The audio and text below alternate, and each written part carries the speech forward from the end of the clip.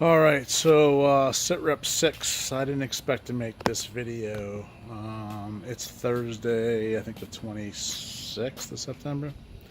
Anyway, so I get this today. I decided to ping my doc, my radiologist, about this whole breathing issue in the mask.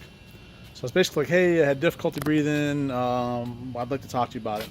So latest afternoon, I get a call from this girl, Denise. She's like, yeah, hey, I see you're coming in to do dental this afternoon.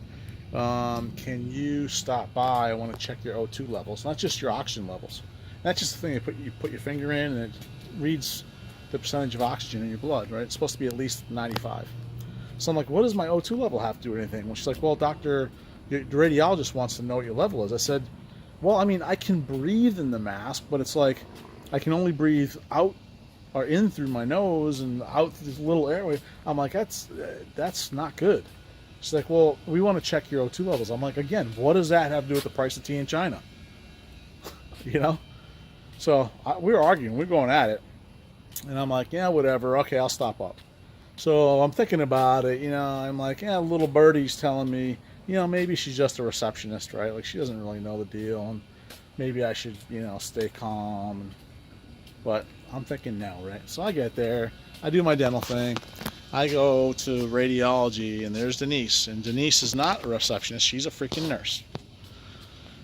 So we go back into the CT room, lay down, they have my mask there, they have my lollipop there. And again, they explain to me, yep, well, Denise does.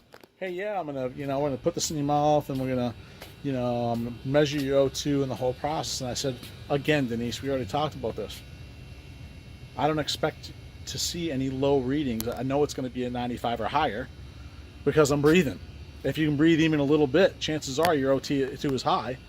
I said high enough to where it's not panicking anybody, but that's not the way I want to go in the treatment. She's like, well, we have to check this. I'm like, okay.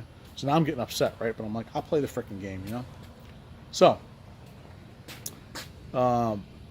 they lay me on the table, put the wedge behind my neck.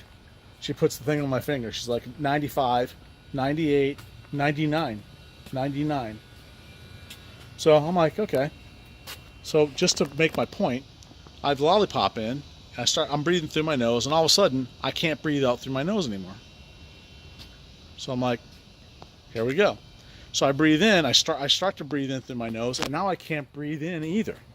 Right? So now this is with the same wedge behind my neck, same lollipop in my mouth. The only difference is I don't have the mask on. So now I can't breathe in or out of my nostril. So I'm like, okay, I'm going to make my point. So I just lay there. I could have breathed in and out of my mouth, but I didn't. Laying there, and it got to the point, I don't know, maybe 20 seconds. I was uncomfortable, right? So I look over at her, and she's just staring at the screen. So I'm breathing. I'm like, she's like 90, 99, 99. I said, you know what? I wasn't breathing for the last 15 to 20 seconds. She's like, yeah, but your number is 99. I said, well, how long was I not going to breathe? Until I pass out? So in other words, if I'm in the machine and I have a malfunction and I stop breathing, yeah, my O2 is going to drop off. So I don't care what it says right now. I'm letting you know right now, I couldn't breathe through my nose at all. So now I can only breathe through my mouth with this damn lollipop in there. I was like, you know what? Screw this. So I grabbed the O2 thing off my finger, threw it down. I went to get up, and one of the women grabbed my shoulder. I freaking pushed her to the side. I was like, you know what? F this. I'm done. They're like, well, we have to do this. I said, no, we don't. So we're done here. We're freaking done. So I was getting ready to play the stadium card. I was getting ready to fire their ass. I'm like, you don't even know what you're dealing with right now. So, but they were all scared. They must have thought I had PTSD or something. Because at this point, I'm pissed, right? So I get up, I'm putting my shirt on. They're like, well, we're not sure what to do. I said, I'll tell you what you can do. Go get the doctor. I want to talk to her. And Denise is like, well, she's the one that ordered the O2 levels. I said, you know what? I don't care. I want to talk to her. They're like, okay, calm down. We'll see if, she can see you now. I said, good. So I took my time getting my stuff, and so they come back in and like, yeah, the doc will see. I'm gonna bring you over to this, room, and we'll go from there. I'm like, okay. So I'm waiting. The doc comes in, and she's talking. She's like, yeah, what's the problem?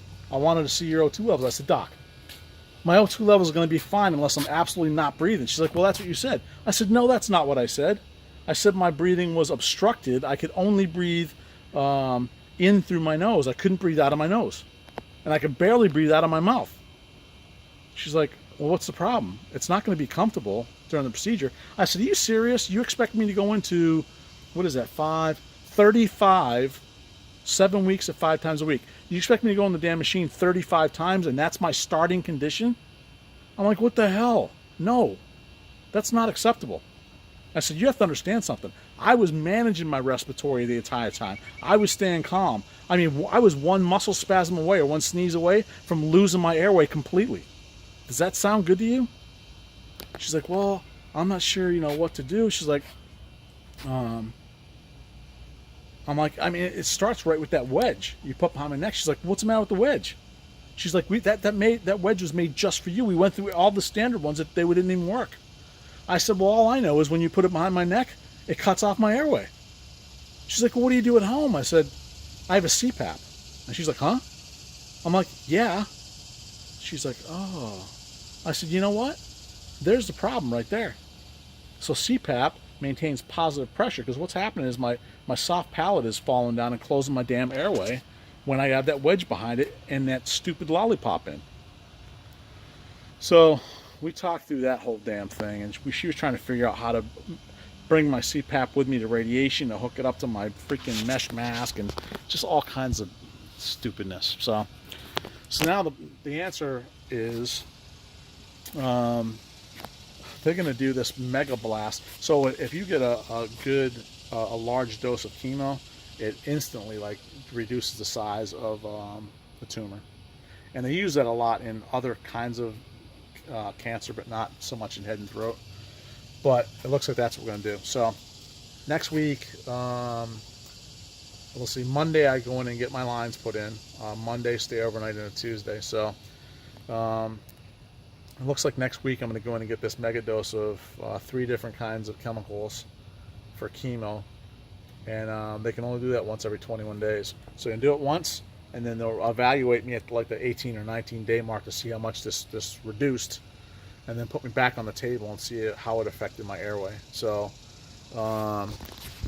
yeah, this radiation, I went up and seen the chemo doc, and she said this chemo is way more powerful than just a regular whatever the hell it's called, the standard one that I was going to get. This is 3 different kinds, and it's a massive dose. So yeah, so it might even take 2 rounds. So I'm hoping to God next week I start. 21 days from now I can just start my regular regimen of chemo and radiation. We'll have to see. But yeah, so Denise, right there. Yeah, that's where we're at. Sorry for the evilness, but I'm a little pissed still. So have a good night, guys. Bye.